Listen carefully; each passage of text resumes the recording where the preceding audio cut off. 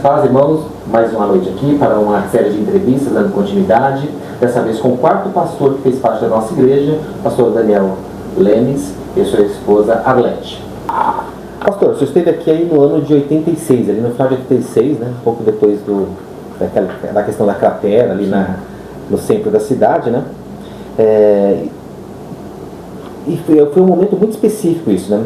Como o senhor chegou a Piracajamar e como encontrou a igreja naquele momento? Irmão, eu dirigia uma congregação da Igreja Batista de Água Branca, aqui neste local, aqui onde nós estamos, era uma congregação da Água Branca. Então eu conheci os irmãos da igreja de Cajamar, já conhecia. Na época o pastor Gilson Maroni era o pastor lá, e ele, meu colega, nós nos formamos juntos até. Então eu já tinha conhecimento de alguns irmãos. Quando o pastor Gilson foi embora, o irmão Antônio Flores, era diácono aqui da igreja, ele entrou em contato comigo, né, para formular um convite para eu ser pastor daqui da primeira igreja batista de Cajamar, que era ali no centro, né, no centro de Cajamar.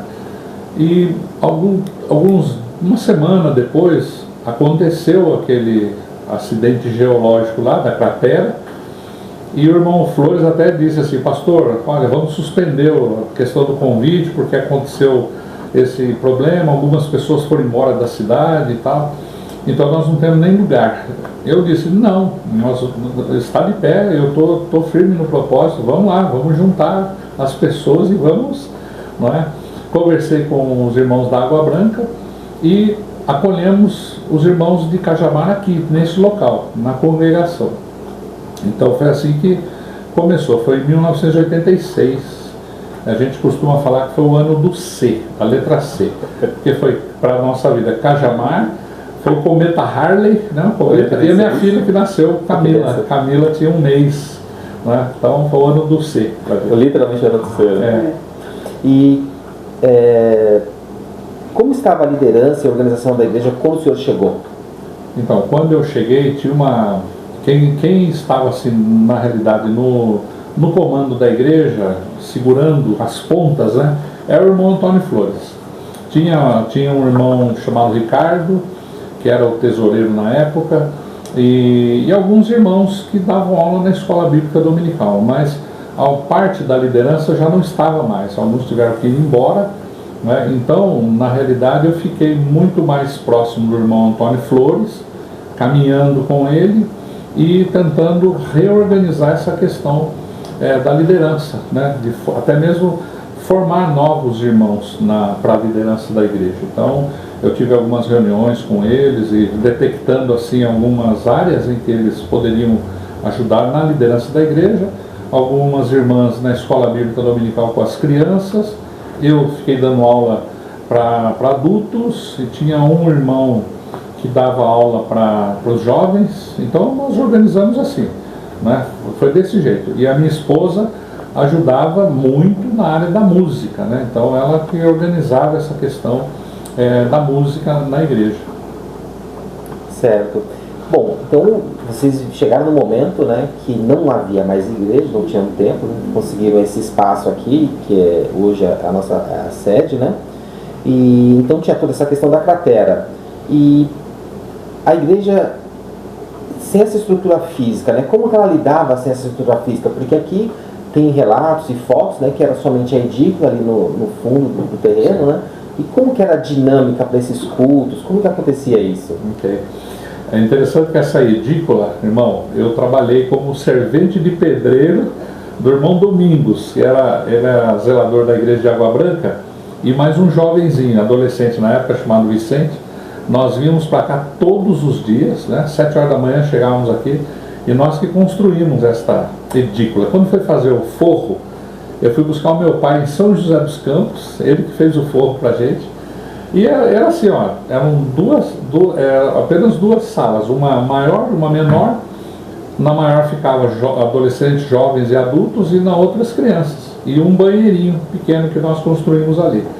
Escola bíblica dominical, nós fazíamos no terreno. As classes eram por cadeiras assim, no terreno fazia várias classes. E ficavam as crianças numa classe, alguns idosos ele deixava dentro por causa do sol, os demais ficavam lá no tempo aí, no quintal, com as cadeiras. Debaixo de uma árvore, tinha uma árvorezinha e tal, ficava ali debaixo. Que desafio, né? E aí, durante a semana, irmão, eu ia nas casas das pessoas, né?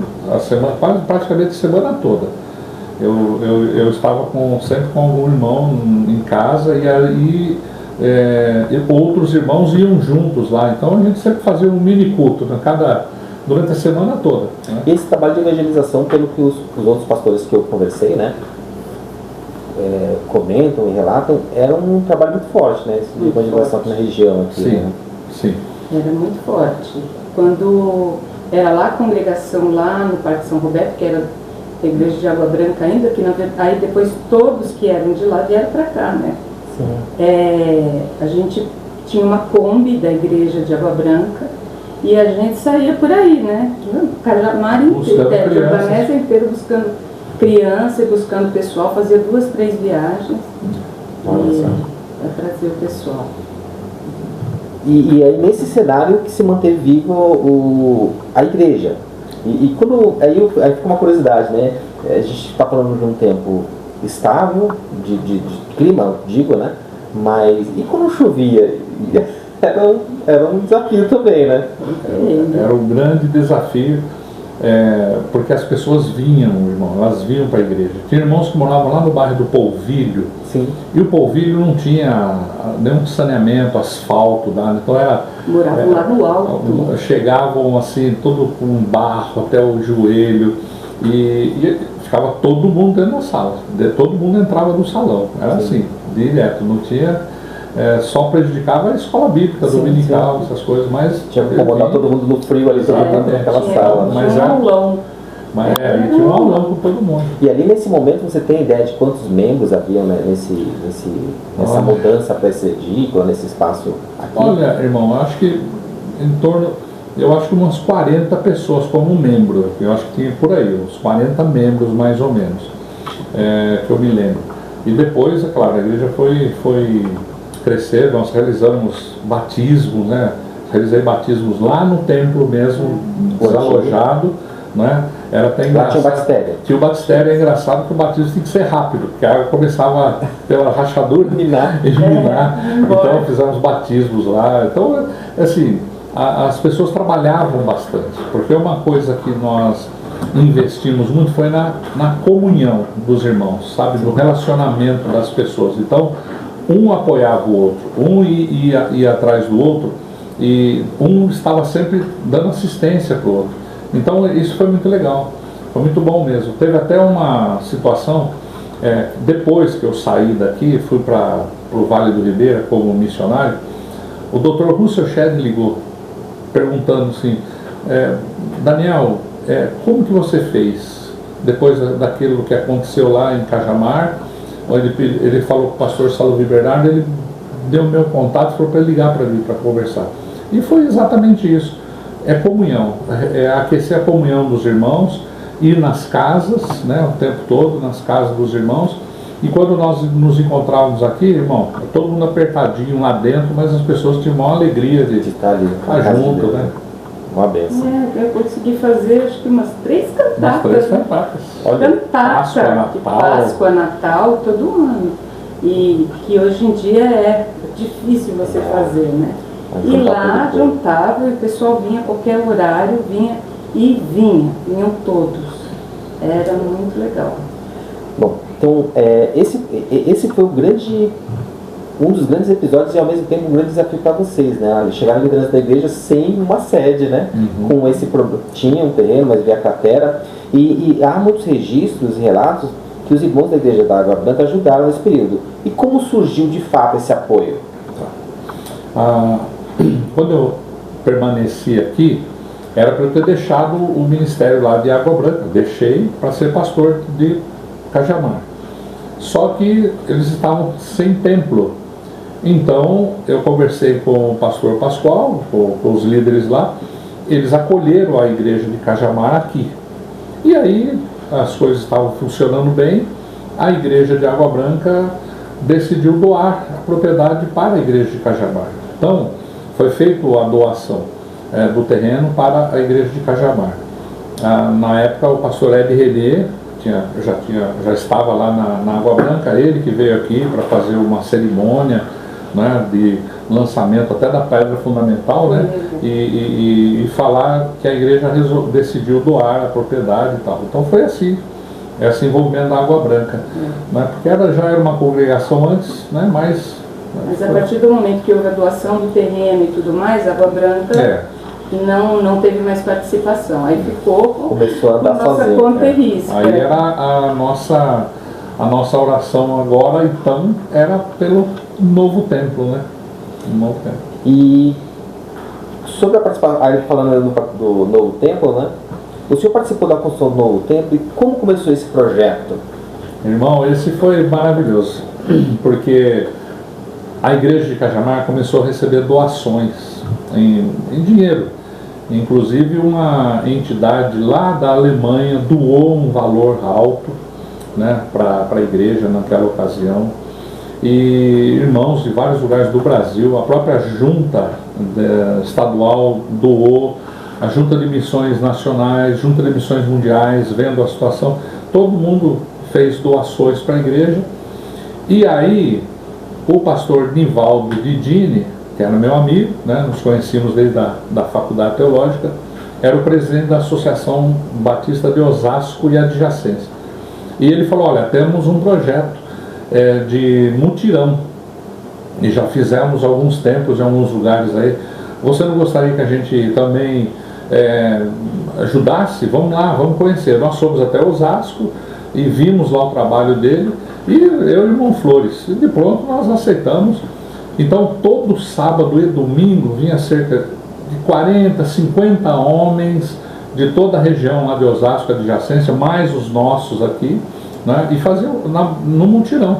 Nós comprávamos com essas doações, os nossos recursos, o material, e fazíamos também alimento para todo mundo, e aí as irmãs se envolviam, todo mundo se envolvia, doava mantimento e tal, e foi um mutirão muito lindo desse jeito. Aí eu participei do começo ao fim. Teve a cozinha, quando veio para cá, a gente precisava de uma cozinha. Então foi construído aqui do lado esquerdo, assim, bem rente ao muro, uma cozinha improvisada. Sim. E que quando era ali que a gente fazia as coisas. Só que quando começou a construção, acabou a cozinha, né? Então fizeram ali na porta da edícula, esse lado aqui assim, na porta da edícula, um barracão. Levantaram madeira, eles ali colocaram lona, colocaram algumas coisas, e o fogão industrial, e a gente fazia aqueles panelões de comida para 40, 50 homens. A minha esposa, ela ajudou a irmã Yolanda, Yolanda que comandava a esposa do irmão Flores. Sim, sim. Então ela tinha 23 anos de idade. Olha, minha esposa aprendeu muita coisa com a dona Yolanda naquele período. E uma curiosidade arquitetônica, aquela edícula, a igreja cresceu sobre ela ou ela foi destruída e foi construída uma coisa nova? O templo foi construído mantendo um recuo da edícula. Aí nós utilizávamos a edícula lá para classes, né? Então tivemos um recuo. O templo foi feito aqui. Aí dividiu em 3 ali, né? Para fazer as 3 classes. Aí dividimos o salão maior em mais um, ficou 3 classes lá atrás, por um período. Eu tive aqui há 16 anos atrás, visitando aqui essa igreja, porque a minha esposa conhece a Adriana, que já é membro aqui há muito tempo, e meu filho, eu lembro que ele tinha 2 anos, a gente veio visitar aqui, eu lembro que tinha um palco mais avançado. Sim.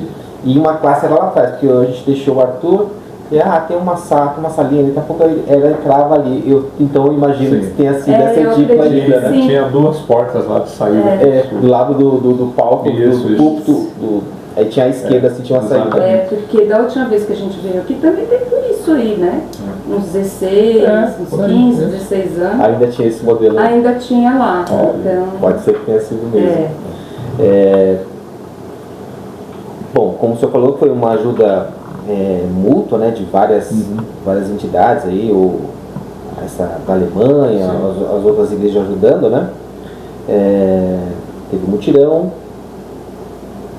E durante essa construção, embora houvessem muitas pessoas para ajudar, né? Como vocês relatam, cerca de 40 pessoas aí, irmãos que vinham de outros locais e tal. Teve algum momento difícil durante essa construção que você falou, poxa vida, esse aqui tá pegando? Olha, em relação ao templo, a construção do templo, não. Eu não me lembro assim de alguma dificuldade, algum problema que houvesse. Nós havíamos planejado, junto com o irmão pastor Didini, até o telhado, os vitrôs, a gente retirou lá do templo de lá. Os que vieram para cá vieram do prédio antigo. Exatamente. Então, mas eu tive um problema de saúde. Eu tive hérnia de disco, 2 hérnias de disco, e isso me atrapalhou muito, mas me atrapalhou muito. Eu fiquei assim, acho que quase um ano. Um ano, exatamente. Assim, era difícil. Eu vinha para cá, mas irmão, era a base da injeção, né, do sofrimento mesmo. Até no dia do culto da inauguração eu estava, pela misericórdia de Deus que estava ali na frente, viu? Então, mas que eu me lembre, assim, não tivemos dificuldade com prefeitura, nem com a obra, correu bem.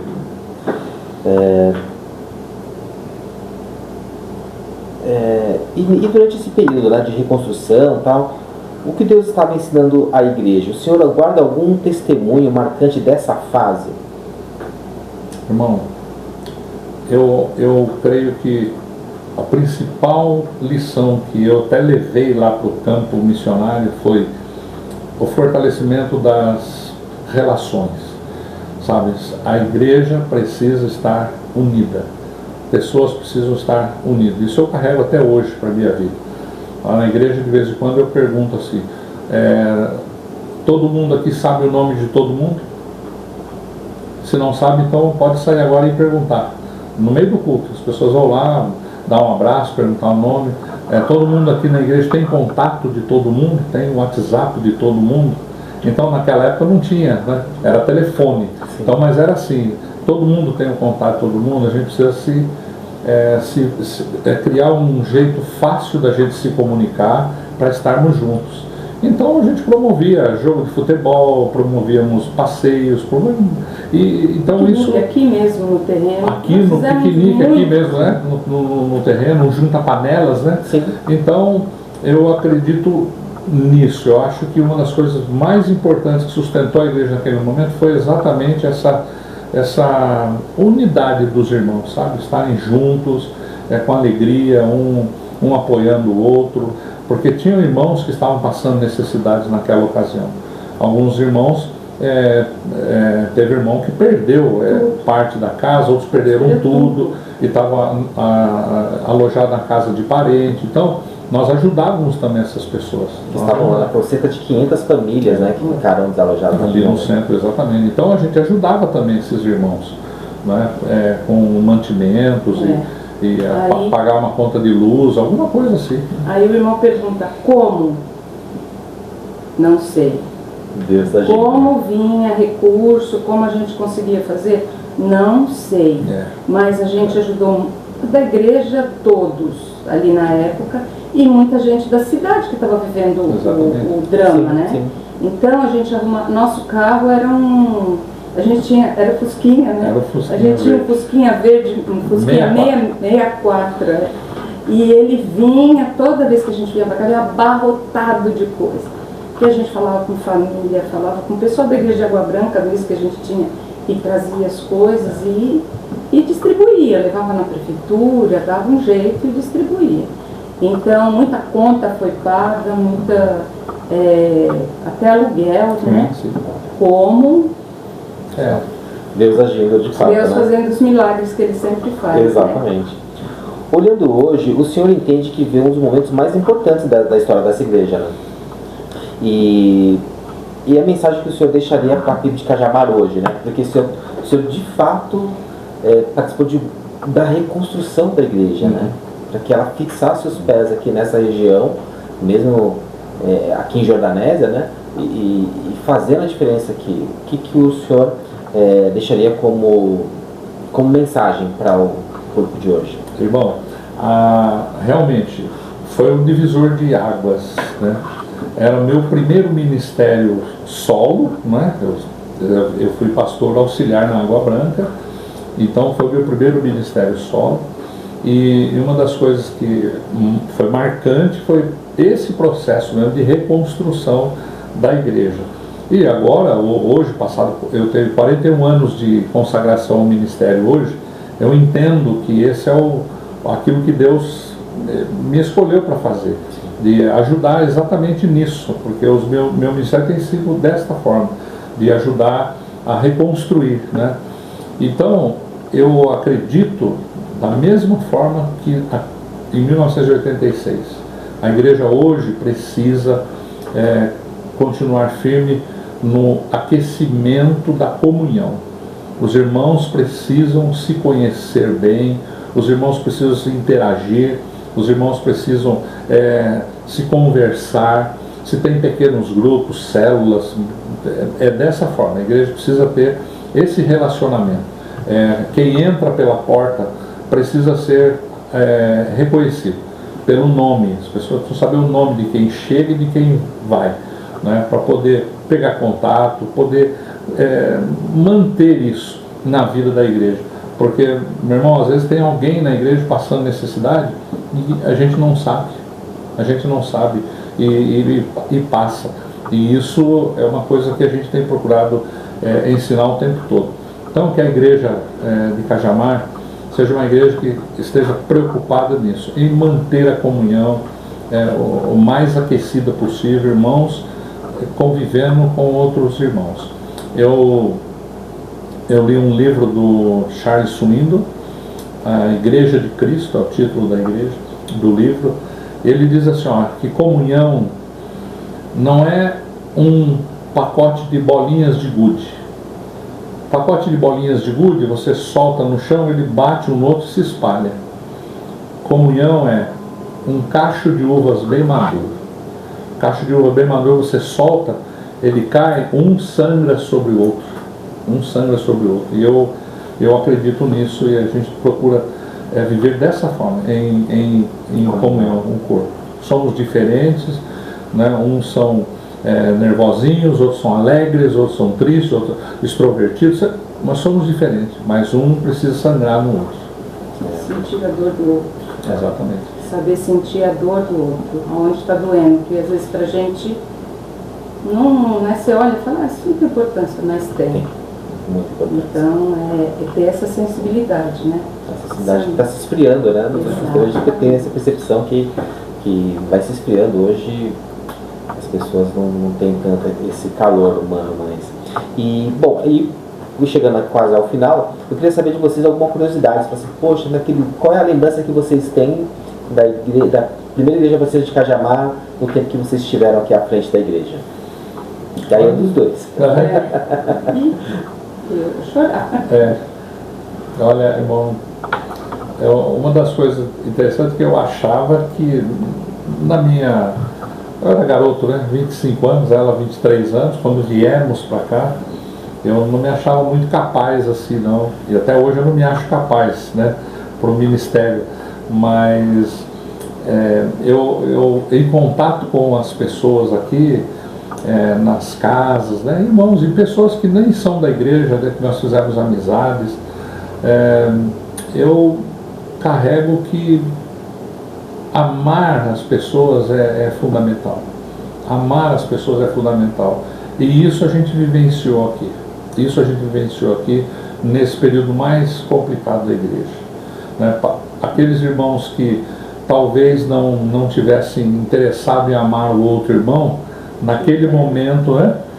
Naquele momento entenderam que um precisava do outro e isso foi o diferencial. Então eu acho que essa é uma lição que eu aprendi naquela ocasião e eu disse isso para o Dr. Russell Shedd, né, quando ele me ligou, e acho que é uma coisa que a gente tem que carregar até hoje, porque é o que está lá em Atos dos Apóstolos, a prática, né, da igreja primitiva era assim, né? Então eu creio que isso seja.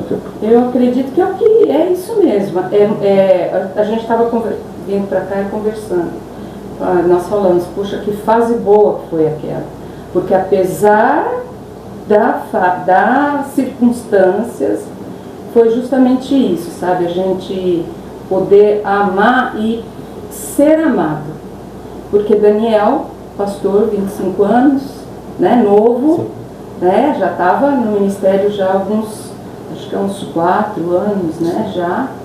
Mas era um pastor novo, né? Eu, 23 anos, com uma bebê de 1 mês, né? Então, assim, e como a gente foi amado e compreendido, e exatamente um foi se amassando e sentindo a dor do outro, se conhecendo e se apoiando. Isso a gente leva, a gente traz até hoje. Foi uma coisa que a gente aprendeu aqui, com o povo de Cajamar, da igreja de Cajamar. Ai, que bênção. Bom, pastor, por fim, de fato, o senhor teria algum versículo que represente, que o senhor gostaria de deixar para nós aqui? Tem. É um versículo que eu carrego comigo sempre. Filipenses 4,13. Todo mundo conhece, todo mundo sabe, mas posso todas as coisas naquele que me fortalece. Esse é um versículo que eu carrego, porque ministério pastoral tem as lutas, né? Sim. Mas a gente tem que lembrar que nós temos um Deus que cuida da gente o tempo todo. Então, Filipenses 4,13, posso todas as coisas daquele que me fortalece. Perfeito. Vamos pensar aqui. Chegamos ao final de mais uma entrevista aqui com pessoas que fazem e fizeram história da primeira igreja de Cajamar. Pastor Daniel Lemes, sua esposa Arlete, perdão. Arlete, chegamos ao final. A paz de Cristo a todos, Deus abençoe, até a próxima. Obrigado.